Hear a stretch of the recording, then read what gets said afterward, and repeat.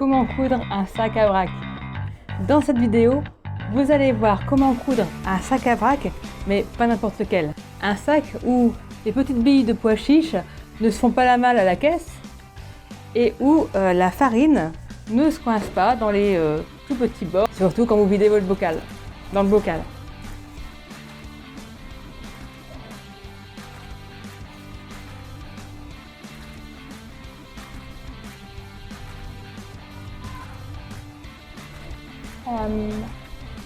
Regardez bien la vidéo jusqu'à la fin parce que je vous donne un maximum d'astuces et je vous explique quels sont les meilleurs choix pour que vous fassiez des sacs parfaits. Je suis Coralie du blog créer-recycler-coudre.com.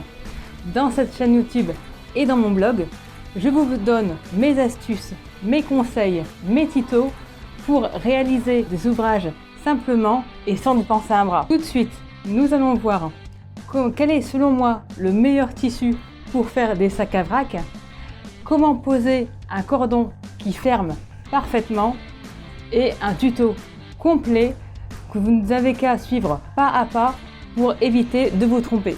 Alors, j'ai pris des bandes donc de doublure de 25 cm sur 58. Alors pourquoi 58? Parce que ma table à découper n'est pas plus grande en fait. Et en fait, ça permet d'avoir des sacs de 10 grammes. Alors, vous pouvez le coudre soit comme ça, ou soit comme je l'ai fait dans le tuto, dans ce sens-là. Là et là. En fait, si vous choisissez de mettre la pliure en bas, vous aurez une ouverture un peu moins large. Et il vous faut donc du ruban, une vingtaine de centimètres par sac. Et ensuite, pour la fermeture, soit du fil, c'est quoi? C'est de la ficelle alimentaire, hein, ce qui sert à saucissonner, ou alors du fil DMC mouliné, hein, qui est aussi très pratique. Après, les deux se valent. J'ai essayé, vous voyez, donc celui-là que j'ai réalisé il n'y a pas si longtemps. Le tout premier sac que j'ai fait, vous voyez, où j'avais mis du fil alimentaire, il tient très bien encore. Ça fait, ça doit faire 8-10 ans que je l'ai celui-là. Parti pour la réalisation de ce sac à vrac. Alors, vous prenez le rectangle de tissu de 25 sur 58. Sur le côté le plus large, vous le pliez en deux, vous l'épinglez et vous le cousez à un point droit, hein. On va dire 3 numéros. Pour le bord, vous faites assez lentement le point d'arrêt parce que ça risque de coincer dans votre machine. Le tissu est tellement fin. On va prendre une aiguille 80, oh, un coup dans la caméra. Une aiguille numéro 80 au moins. Ça peut vous aider à bien coudre ce sac à vrac. Après, ça dépend de votre tissu, hein. Maintenant, je vais couper en diagonale sur 1 cm. Et ensuite, je vais couper tout le tissu à côté de la couture sur 2-3 mm. Et après, pareil, arrivé à 1 cm du bord, je coupe en diagonale. Ensuite, vous faites la même chose de l'autre côté. Un petit coupé en diagonale. Si vous reconnaissez, en fait, on va faire une couture anglaise. C'est-à-dire que cette couture-là, on ne la verra pas. Quand vous avez fini de découper, vous retournez le sac. Vous prenez bien avec vos deux doigts le bord, l'angle du sac, pour bien le retourner, à faire des angles propres. Et n'hésitez pas à vous aider d'une paire de ciseaux, hein, en appuyant doucement pour bien faire ressortir le bord, les deux bords. Donc, soit un bel angle droit. Ensuite, on va repasser le sac. Alors, il faut bien repasser sur la ligne de pli. Alors pour ça, aidez-vous d'abord de vos doigts pour faire un pré-repassage.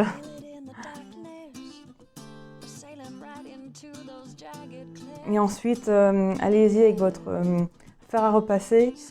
Pas très chaud, hein, j'irai au niveau à chaleur 2 étoiles, ou alors 2 points. Moi, ce sont des points sur mon fer à repasser. Allez-y doucement, évitez de vous brûler les doigts. Si le tissu change de couleur, vous baissez la température, hein, c'est que le fer à repasser est trop chaud. Vous y allez lentement jusqu'au bout. Là, même d'où l'intérêt d'avoir de beaux angles droits. Et ensuite, vous retournez et vous faites la même chose.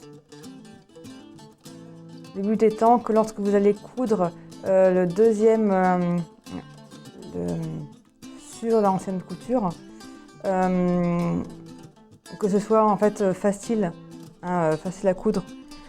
Surtout, ne ratez pas cette étape. On peut croire que passer la machine, passer ou faire passer, c'est pénible, mais ça va vous servir. Maintenant, on va passer au croquet. Ça peut être du ruban, mais je trouve que le croquet c'est plus facile et c'est plus efficace pour bien fermer le sac. Vous prenez 20 cm ou plus. Pour moi, 20 cm suffit. Et voilà, à 5 cm du bord extérieur du sac, vous marquez l'endroit et on va y glisser le croquet plié en deux. Comme ça, il va se retrouver à l'extérieur du sac.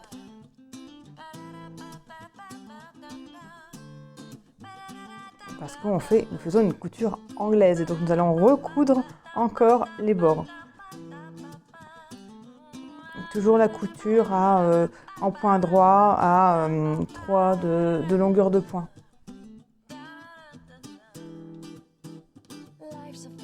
C'est un peu délicat, mettez bien le croquet plié en deux, le pli, mais mettez-le bien dans le pli du tissu. Vous le maintenez avec une épingle.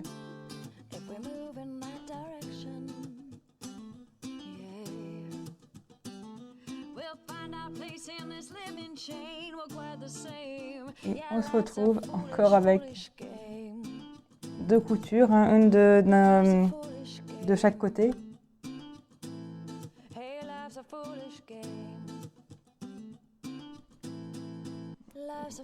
Toujours mon point d'arrêt. Vous faites un point d'arrêt que vous faites de chaque côté, et avant de commencer à coudre et aussi à la fin.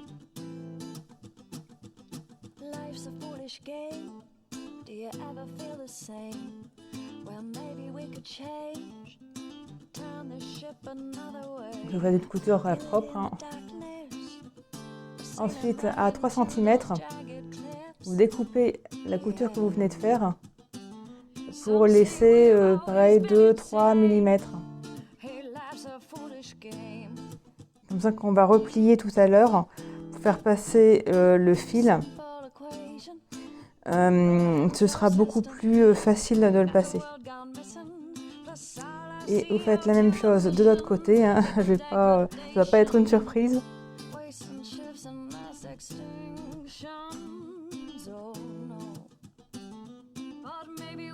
Voilà, quand vous avez fini, vous coupez tous les petits fils. Hein. C'est quand même un beau sac à vrac. Surtout qu'après ça va gêner. Et également des deux côtés, à 3 cm du bord extérieur, vous découpez pour laisser 2 à 3 mm de tissu après la couture.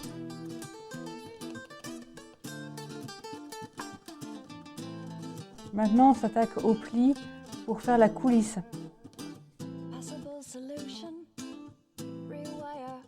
Il faut que la couture que vous venez de faire soit bien à plat, toujours du même côté. Sinon, vous n'arriverez pas à rentrer votre épingle à nourrice dedans. Ça va coincer. Donc, vous faites un pli de 1 cm et ça 2 fois.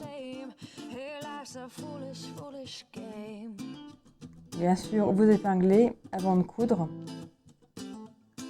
Vous épinglez sur toute la longueur.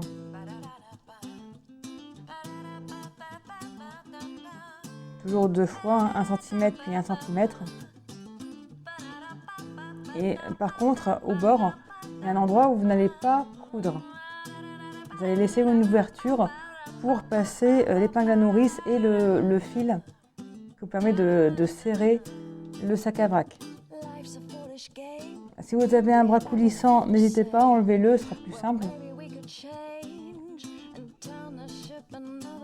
Mais si vous avez peur d'oublier de ne pas coudre sur 2-3 cm, pour faire passer l'épingle à nourrice, n'hésitez pas à mettre des épingles de couleurs différentes. Là, je n'ai pas fait, mais en général, je mets des épingles avec un embout orange pour me dire attention. Du coup, tout le long, sauf là. Vous faites la couture sur 0,7 cm sur le bord du pied de biche en fait. Le sac doit arriver au bord du pied de biche. La couture doit être bien à ras du pli pour avoir assez d'espace pour faire passer votre épingle à nourrice. Bien sûr, vous allez choisir une épingle à nourrice qui soit assez étroite.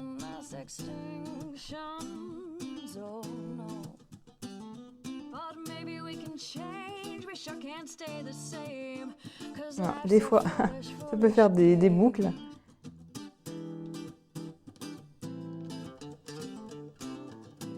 Bien sûr, vous commencez et vous terminez par un point d'arrêt. On va s'occuper des propretés. Si je retrouve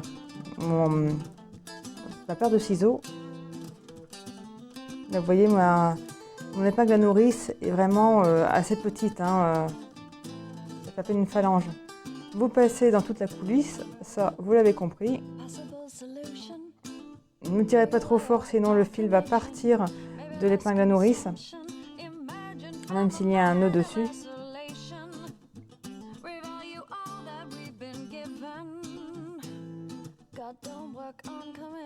Et quand vous avez fini, vous tirez sur le fil. Alors prenez un fil de 50 cm,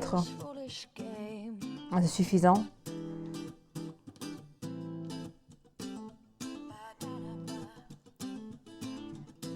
Vous terminez avec 2 nœuds, l'un sur l'autre.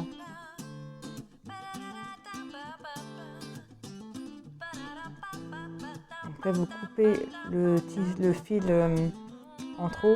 Vous laissez quand même une petite marge. Vous voyez, j'ai laissé 1 cm de marge. Et voilà, vos sacs à vrac sont faits. Maintenant, il ne vous reste plus qu'à le faire à la chaîne pour en avoir une dizaine, une vingtaine. Que vous en fassiez et puis que après on n'en parle plus.